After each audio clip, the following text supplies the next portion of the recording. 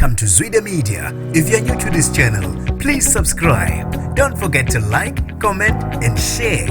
Here's a new video for today. Enjoy.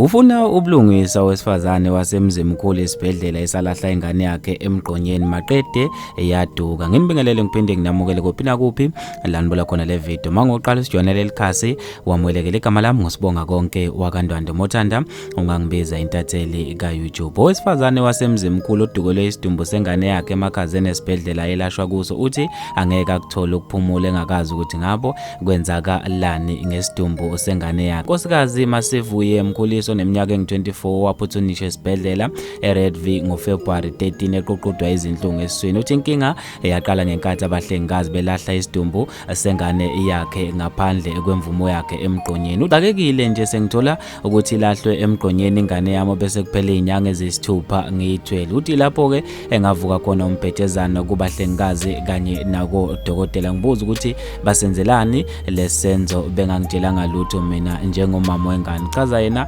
unkosikazi emkhuliso. Uqhubo wathi abasebenzi besibhedlela bayifuna baze bayithola ingane yabe isiyofakwa emakhazeni esibhedlela. Uthi emva kokululama uthi wabe sephuma eqonda ngqo emakhazeni. Nakuyilapho ke abantu abasebenza emakhazeni akukho noyedwa umsebenzi wakuthiwa uthi uyasazi lesidumbu. Uthi sengiqeqe isibhedlela ngaze ngaphithanelwa ikhanda njengoba namanje ngingakuthola ukucaciseleka ngokwenzekile. Uthi okubhlungu ukuthi ngisemakhandleleni ngoba ngizimisela ngokungcwaba ingane yami. Inhliziyo yami iyaqaqamba ngesenzo sodokotela kanye nabahlengikazi besibhedlela. Uthi angazi ngempela ukuthi ngonene kubani kukhala yena umama wengane. Uthe okuyoze kumkhulule omoyeni ukuthi kutholakala isidumbu sengane yakhe kwazi ukufihla ithambo layo. Ethi into okhulumela umnyango wezempilo KwaZulu-Natal uMnumzane Ntokozo Maphisi uthe umnyango ukhathazekile ngalezi nsolo futhi ke singaqinisekisa ukuthi lolu daba luyaphenya. Kuyimanje nje kulindele umphenyi abuye nemphumela ukuthi ngabe kwenzakalani. Bafethu ke lezi ndaba